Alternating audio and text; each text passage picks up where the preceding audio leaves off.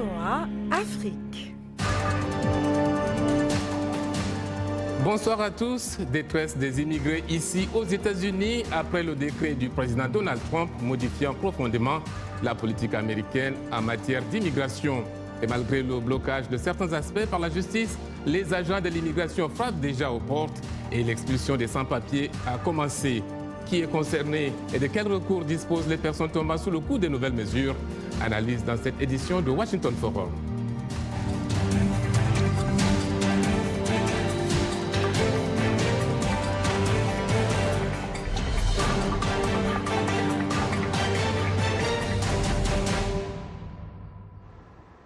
Dès sa première semaine à la Maison-Blanche, le président Donald Trump a pris diverses mesures, dont un décret concrétisant sa promesse électorale de changer en profondeur la politique américaine en matière d'immigration. Explication d'Arzuma Compaoré. Selon les dispositions du décret, les ressortissants de 7 pays, l'Iran, l'Irak, la Libye, la Somalie, le Soudan, la Syrie et le Yémen, soit environ 130 millions de personnes, sont interdits d'entrer sur le territoire américain pendant 90 jours. Cela signifie également que les admissions des réfugiés seront arrêtées pendant 120 jours avec des exceptions au cas par cas. L'entrée des réfugiés syriens, elle, est suspendue indéfiniment. À l'intérieur du pays, la bataille juridique engagée depuis lors entre les associations de défense des migrants et la nouvelle administration américaine s'est intensifiée. Un juge fédéral à Seattle a émis une ordonnance de restriction temporaire à l'échelle nationale pour bloquer le dit décret. Après avoir essuyé coup sur coup 2 revers judiciaires, Donald Trump se déclare certain de remporter la manche décisive, c'est-à-dire à la Cour suprême. Nous allons remporter ce combat. Le seul fait ennuyeux, c'est que cela demande du temps. Nous remporterons le combat, mais nous avons aussi d'autres moyens, comme par exemple émettre un tout nouveau décret. Le décret stipule cependant que d'autres pays peuvent être ajoutés à la liste des 7 à tout moment. Et après l'immigration illégale, c'est au tour de l'immigration légale d'être dans le collimateur des républicains qui proposent de réduire de moitié le nombre des cartes vertes attribuées. La célèbre loterie annuelle va-t-elle être maintenue? La réponse est encore incertaine. Nos invités dans cette édition, dans notre studio de New York, nous avons Claire Thomas, directrice de la formation à Safe Passage Project. Et à Boston sur Skype, Julie Garaguzlo, avocate spécialiste de l'immigration. Alors, Claire Thomas, la mesure du président Trump a été parfois présentée comme une mesure hostile aux musulmans. Qu'en est-il exactement? Oui, c'était ça. En fait, ici à New York, on était là à l'aéroport et on a vu directement que c'était vraiment un blocage pour les musulmans et aussi pour les gens d'autres pays à entrer aux États-Unis. C'était vraiment quelque chose de chaotique. C'était incroyable pour nous comme avocats, comme les gens qui ont envie d'aider les gens, de trouver toute cette situation qui était mise en force tout soudainement. Oui. Julie Garaguzlo, la mesure, c'est une mesure temporaire, 90 jours pour l'interdiction d'entrée des ressortissants de 7 pays majoritairement musulmans et 120 jours pour le gel de l'arrivée des réfugiés. Alors, pourquoi s'en alarmer? Parce que la façon dont ça a été écrit, donc le fait de barrer l'accès au territoire de réfugiés qui ont déjà été admis selon le processus, qui est très restrictif, déjà pour avoir l'obtention du statut de réfugié. Donc c'est vraiment une violation des conventions internationales des droits de l'homme, de la Convention de Genève. Donc ça montre vraiment un affermissement de la politique qui est vraiment contraire au droit international, qui est contraire aussi à des mesures d'humanité, des mesures humanitaires. Et ensuite, donc, tels qu'ils avaient été écrits initialement, donc, les décrets, le décret s'appliquait aussi aux gens qui sont détenteurs d'une carte verte. Et donc leur refuser comme ça l'accès au territoire, c'est aussi une violation des lois de l'immigration parce qu'ils ont déjà obtenu un statut avec beaucoup en fait de conditions pour obtenir la carte verte, ce qui n'est pas facile à obtenir. Et ensuite, on a refusé l'accès au territoire à des personnes qui avaient déjà obtenu un visa. Donc, que ça soit un F1 pour des étudiants, que ça soit des gens qui venaient dans le cadre de leur travail avec un H1B. Donc, c'est vraiment une violation du droit constitutionnel américain et aussi des lois américaines. Autre aspect controversé, le projet d'érection d'un mur le long de la frontière avec le Mexique, une mesure dénoncée par le gouvernement mexicain. Une cour d'appel fédérale a temporairement bloqué la mesure contre les visiteurs en provenance des pays majoritairement musulmans. Un revers pour l'administration Trump. Alors, Claire Thomas, sur quelle base le juge a décidé de bloquer cette mesure? Voilà. Donc, en fait, il y avait les juges au 9e Circuit, c'est-à-dire à l'ouest des États-Unis. Une procédure a commencé dans les tribunaux fédéraux à l'État de Washington, donc à l'ouest des États-Unis, par la capitale. Et cet cas, en fait, c'était au tribunal plus haut, donc c'était le cour d'appel, en fait, du 9e Circuit, qui a décidé qu'il n'y avait pas assez de preuves, que le gouvernement des États-Unis n'a pas donné assez de preuves pour continuer avec leur position que c'était pas contre les musulmans. C'est-à-dire, le juge a décidé qu'on ne va pas respecter le ban, on va stopper le ban et on va avoir plus de preuves, c'est-à-dire plus de temps pour le gouvernement et aussi pour les avocats de l'autre côté d'ajouter les preuves. Parce que c'était choquant pour moi comme avocat et comme professeur de droit aussi d'entendre ce processus où il n'y avait rien comme preuve que cette ban va éviter les attaques et va éviter les choses de terrorisme. Non, pas du tout. En fait, c'était juste pour provoquer une position chaotique. Donc, ça, c'était au 9e Circuit, mais aussi, il y avait un juge fédéral à l'État de Virginia, donc près de Washington, D.C., notre capitale, et le juge à Virginia, en fait, a nommé une preliminary injunction. Donc, ça, c'est quelque chose de fort.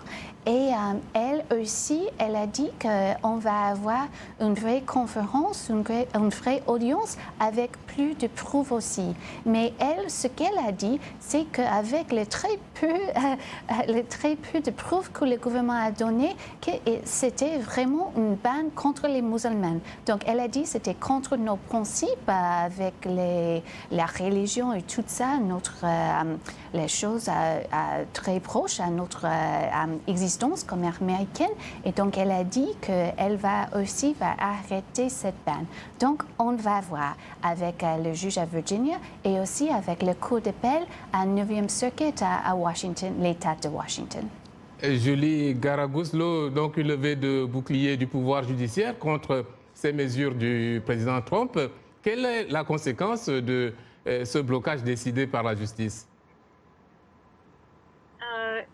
Les conséquences, c'est que ça arrête temporairement donc ces executive orders. Et donc, mais après, la décision, il faut bien comprendre qu'elle n'est pas définitive. Donc, tous ces processus, ça a été une levée de bouclier, on va dire, avec toutes les défenses, toutes les organisations de défense des immigrés et des droits de l'homme qui, tout de suite, ont fait des plaintes à différents tribunaux. Donc, il y avait Virginia, il y avait New York, il y avait Boston aussi. À un moment donné, Boston, nous avons eu aussi l'obtention d'un temporary restraining order, donc qui était valable pour 7 jours, mais qui ensuite n'a pas été renouvelé malheureusement. Mais donc, pendant cette période où il y avait les temporary restraining orders, donc les gens étaient acceptés pour venir sur le territoire. Ensuite, grâce à cette décision du 9e Circuit, donc pour l'instant, donc les personnes sont protégées, elles peuvent rentrer sur le territoire, mais il faut bien comprendre que c'est temporaire. Donc, il y a certainement y avoir une action auprès de la Cour suprême. Il faut savoir qu'auprès de la Cour suprême, comment dire, le 9e juge n'a pas encore été officiellement accepté. Hein. Et son nom, je crois que c'est Gorsuch, donc qui va certainement être un des plus conservatifs. Pour l'instant, il n'est pas encore en poste. Mais après, il y a aussi le risque d'avoir d'autres executive orders par la suite. Donc pour l'instant, c'est vraiment une situation qui finalement qui est temporaire, qui est précaire, ce qui fait que ça crée beaucoup de peur au sein des communautés immigrantes et notamment beaucoup de gens qui ont peur aussi des déportations, hein, qui ont peur des déportations, et on peut en parler plus si vous voulez. Alors, nous sommes rejoints ici en studio par M. Saloumba Chérif, qui est le président de l'Association des Guinéens de Washington. Bonsoir. Bonsoir, M. Timothée, merci bien. Alors, on a donc l'administration Trump qui fait face à ces décisions de justice qui ont bloqué les nouvelles mesures en matière d'immigration. L'administration dit qu'elle a d'autres options, saisir la Cour suprême ou même introduire une version modifiée du précédent décret. En attendant, les agences fédérales chargées de la sécurité sont déjà à pied d'œuvre contre les sans-papiers et même ceux bénéficiant de mesures de protection mises en œuvre par la précédente administration. Est-ce que vous avez quelques exemples de ces raids de la police de l'immigration? D'abord, je voudrais vous remercier de m'avoir invité sur le plateau de la Voix de l'Amérique pour parler de cette situation qui prévaut aujourd'hui ici à Washington et dans tout le pays. C'est bien vrai que le président a signé ce décret, mais comme vous le voyez, dès la semaine passée, il y a eu des raids qui se sont passés dans beaucoup d'États, tels que Texas, la Californie, et même à côté de chez nous, ici, en Virginie, ça s'est passé, North Carolina. Donc, il y a une peur totale aujourd'hui qui s'est installée dans la communauté des immigrants. C'est quelque chose qui est très sérieux. Mais comme nous sommes dans un pays de droit, et vous avez vu ce qui se passe, aujourd'hui, le président est obligé de défendre ses ordres exécutifs qu'il a signés. Et Dieu merci qu'il y a la Constitution aussi qui est là, qui garantit ce droit à tout citoyen qui est sur le sol américain. Donc aujourd'hui, nous sommes à la justice et ça se passe, comme vous avez vu, il y a eu déjà des jugements qui ne sont pas allés à la faveur du président. Donc je pense que le président va faire une rétrospective de ses ordres exécutifs. Et tout de suite, j'écoutais à la radio, il disait qu'il allait encore mettre en place un autre ordre exécutif cette semaine à venir. Donc, attendons de voir ce que cet ordre exécutif va dire. Le chef de l'exécutif américain s'est expliqué. Il a dit qu'il s'agit, à travers ces mesures, de protéger les Américains contre des terroristes qui pourraient se faire passer pour des voyageurs ou des réfugiés. Qu'en est-il, Julie Garaguzlo? Qu'en est-il? En fait, donc déjà, les pays qui ont été listés, hein, on n'a aucun terroriste qui sont venus de ces pays-là. Donc les terroristes, ils venaient plutôt d'Arabie Saoudite ou d'autres pays comme ça. Ils ne sont pas sur la liste. On pense bien que c'est plutôt une sorte de prétexte dans la mesure où on voit bien qu'il n'y avait pas de terroristes qui venaient de ces pays-là. Donc on ne sait pas trop d'où vient cette liste. Ensuite, est-ce que vous pouvez répéter aussi la deuxième partie de la question, s'il vous plaît? Oui, donc qu'en est-il? Il a dit que c'est pour protéger les Américains contre des terroristes qui pourraient se faire passer pour des voyageurs, des visiteurs ou des réfugiés. Et donc, la première partie de la réponse, c'est que donc c'était pas déjà les pays en question, mais ensuite donc les réfugiés, il faut savoir que le programme pour être admis en tant que réfugié aux États-Unis, donc ces personnes-là ont beaucoup déjà de mesures de contrôle sur leur vie, sur ce qui s'est passé. Il y a énormément de background check, savoir d'où les personnes viennent, ce qu'ils ont fait. La plupart des gens qui obtiennent un visa aussi ont énormément de background check. Les gens qui ont la carte verte eux-mêmes ont dû subir beaucoup aussi c'est presque comme des investigations qui sont basées sur les empreintes digitales, sur d'où ils viennent, ce qu'ils ont fait dans le passé. Donc vraiment, c'est un petit peu s'attaquer à des gens qui ne sont pas vraiment qui ne représente pas vraiment une menace, mais c'est plutôt, on va dire, pour faire plaisir à ceux qui sont de son côté au niveau politique. Il faut savoir que vraiment, si quelqu'un qui veut venir pour faire une menace terroriste, il y a des moyens qui sont quand même plus faciles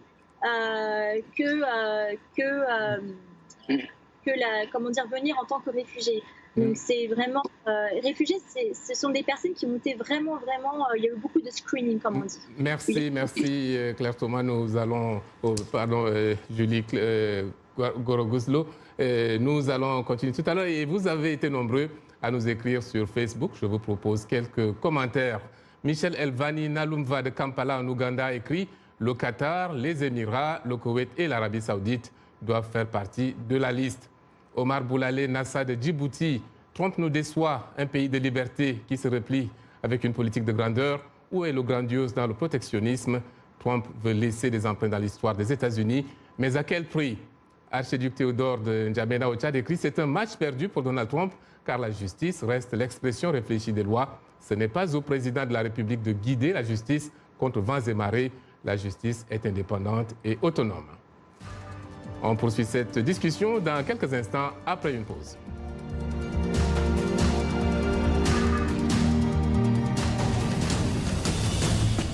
En plus de nos programmes sur FM et ondes courtes, La Voix de l'Amérique est en votre compagnie 24 heures sur 24 sur Internet. N'Djamena, d'une trentaine de représentants d'un syndicat d'étudiants. Notez notre nouvelle adresse voaafrique.com. Tous les derniers développements sur l'actualité africaine et mondiale. Reportages photos et vidéos et vos commentaires sur voaafrique.com. À tout de suite.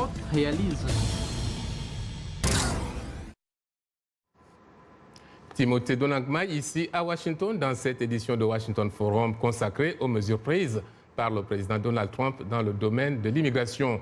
Les nouvelles mesures relatives à l'immigration suscitent une vive inquiétude chez les immigrés. De nombreux Africains en situation irrégulière ne cachent plus leur angoisse. La communauté guinéenne de la région de Washington DC a organisé cette semaine une rencontre à ce propos. Blanche Sanou y a assisté.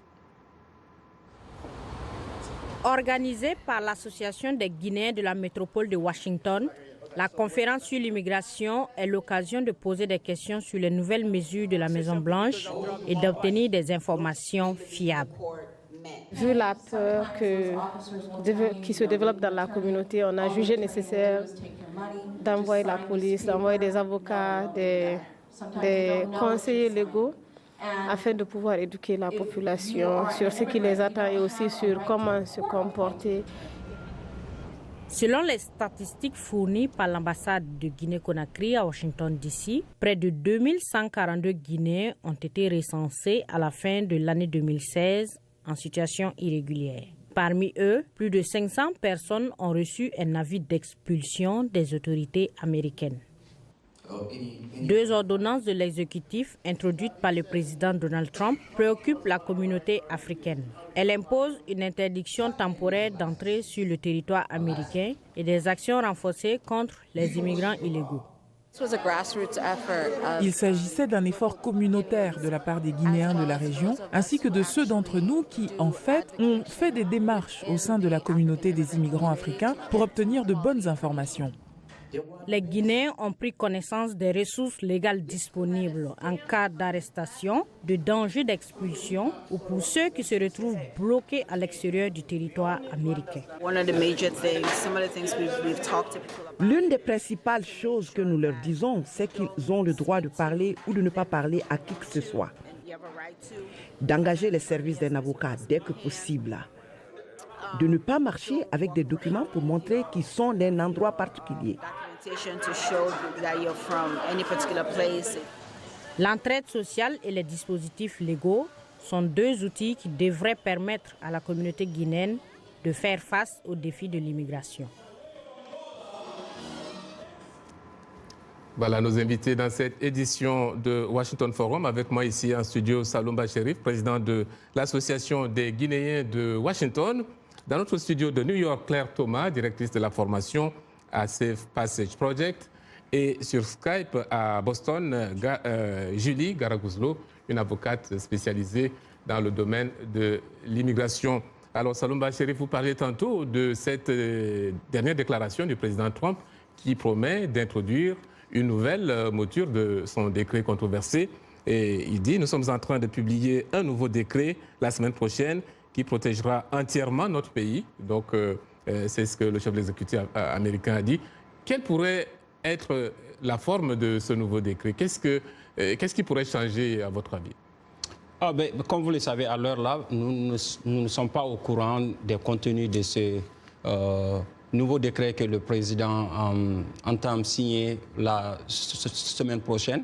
Mais tout ce que nous pouvons dire, c'est que nous souhaiterions qu'il y ait au moins un dialogue à ce niveau, que le président fasse au moins des mesures qui ne seront pas aussi chaotiques comme les mesures qui ont été prises il y a 2 semaines de cela. L'ordre exécutif qui a été signé en condamnant, en interdisant aux citoyens des 7 pays membres de rentrer aux États-Unis, ou le deuxième volet de cet ordre exécutif qui parle, qui nous concerne, nous, en tant qu'immigrants ici. Et en tant que responsable de la communauté guinéenne, on a jugé nécessaire d'attirer l'attention de tous les membres de notre communauté en ce qui concerne ces lois, parce que beaucoup de personnes n'en parlent pas, mais ça concerne beaucoup plus ceux qui sont ici que ceux qui sont ailleurs, parce que c'est des mesures draconiennes qui ont été prises contre les illégaux, comme si je peux me permettre de le dire. Mais en attendant, on espère que le nouveau décret ou les contenus du nouveau décret ne seront pas aussi durs que ce qu'on a vu il y a 1 ou 2 semaines de cela. En attendant, Julie Gara-Gouzlou, de quelles options disposent aujourd'hui les personnes affectées par les nouvelles mesures? Vous parlez principalement des gens qui n'ont pas de papier, c'est ça, par rapport aux déportations? Oui. Oui. Alors, un des grands conseils, c'est vraiment d'aller consulter un avocat. Donc, je recommande vraiment, c'est l'American Immigration Lawyers Association. Donc, c'est une organisation qui est nationale, qui regroupe tous les avocats de l'immigration. Et en fait, donc nous, en tant que membres de cette organisation, nous organisons des formations, des présentations, en fait, pour connaître les droits, pour connaître ces droits dans différentes communautés d'immigrés. Et donc, en fait, il faut surtout pas, paniquer. Il faut vraiment se renseigner sur ces droits.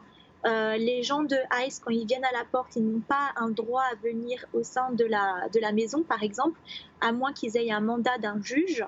Il y a aussi un droit à respecter le silence, donc ne pas s'incriminer.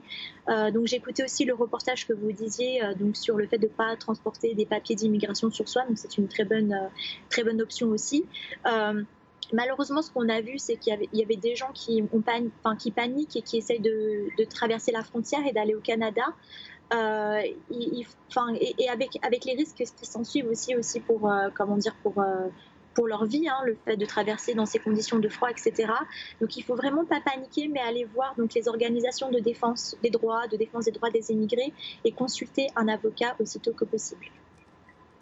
Claire Thomas, en plus de ces mesures d'assistance juridique aux personnes en situation irrégulière ici aux États-Unis, il y a également une très forte mobilisation contre les décrets du président Trump, et notamment dans les milieux d'affaires. Comment cela s'explique-t-il, Claire Thomas?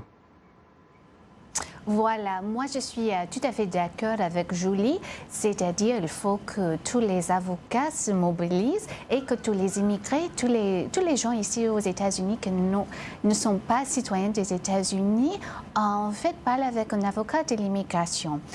C'est super important, les avocats de American Immigration Lawyers Association, voilà, c'est notre grande équipe des avocats partout aux États-Unis. Voilà, moi je travaille dans une faculté de droit aussi, et on travaille avec les étudiants et nos professeurs aussi pour faire les présentations de connaître vos droits, en fait, pour tous les immigrés dans toutes les langues, parce qu'ici à New York, on parle beaucoup des langues, voilà, parce que c'est super important pour tout le monde de connaître les droits si les agents de l'immigration viennent aux maisons, voilà, ce qu'on va faire, voilà, et tout ça. Donc, c'est important aussi pour tous les avocats de de se mobiliser pour aider les gens. C'est-à-dire pour apprendre les droits de l'immigration, si c'est possible, ou sinon d'aider les voisins, les cousins, voilà, leurs amis, parce qu'ici aux États-Unis, c'est tout le monde sont les immigrés. Nous sommes un pays des immigrés, et c'est-à-dire tout le monde va travailler ensemble pour protéger, pour protéger tout le monde. Et comme avocat aussi, c'est le temps de se battre. Et pour nous, comme avocat, on se battra avec nos voix et aussi avec nos stylos. C'est-à-dire, on va écrire des choses contre ce que Monsieur le Président a dit, parce que nous, on respecte les droits ici. Ça, c'est notre système juridique. Et le Président, il a du pouvoir, mais il n'a pas du pouvoir absolu. Voilà.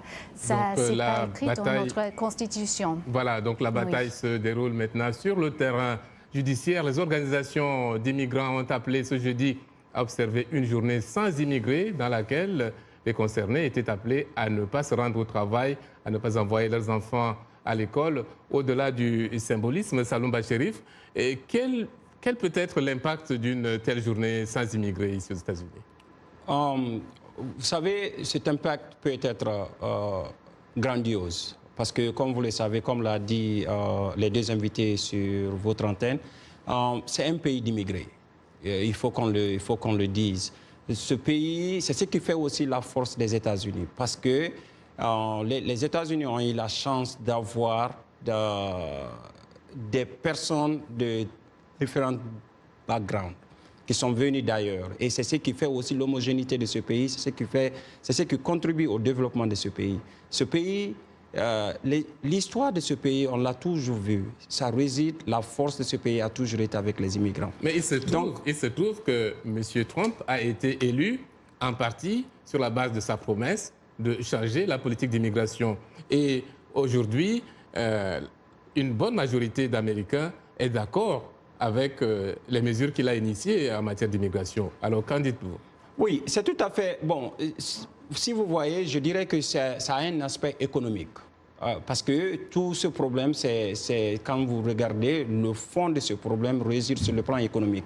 Parce qu'aujourd'hui, ceux qui sont en situation régulière pensent que ceux qui ne sont pas en situation irrégulière sont en train de prendre leur boulot. Le travail, par exemple, quelqu'un qui est en situation régulière, qui est citoyen de ce pays, va dire qu'il ne prend pas un boulot qui est payé à 15 $ ou 20 $. Mais ceux qui sont en situation irrégulière diront que oh non, nous sommes prêts à prendre le boulot de 10 $. Mais aujourd'hui, je pense que la solution, ce n'est pas de dire que tous ceux qui sont là doivent partir. Il faut essayer d'abord de faire une étude et voir comment nous pouvons régulariser la situation de ceux qui sont là déjà. Dire, OK, écoutez, nous allons arrêter tout, essayons de trouver solution à ces 11 millions d'immigrés qui sont là, qui sont sans papier, mais d'autre part qui contribuent au développement économique de ce pays. Voici un aspect que j'espère bien le gouvernement ne va pas négliger, mais c'est tout à fait important qu'il considère cet aspect économique qui est surtout l'aspect primordial et principal de la situation que nous vivons aujourd'hui. Donc, en revenant un peu, je vais retourner un peu sur ce que les autres invités disaient. Comme on a fait, c'est aujourd'hui, il est très important d'éduquer nos communautés. Voilà. Donc, très important d'éduquer nos communautés. Voilà, c'est un sujet qui va continuer de faire le débat ici aux États-Unis et devant la justice, mais également au sein des communautés américaines. Voilà, c'est tout pour cette édition de Washington Forum, présentée par Timothée Donangmai. Rendez-vous toutes les semaines dans Washington Forum, une émission de VOA Afrique.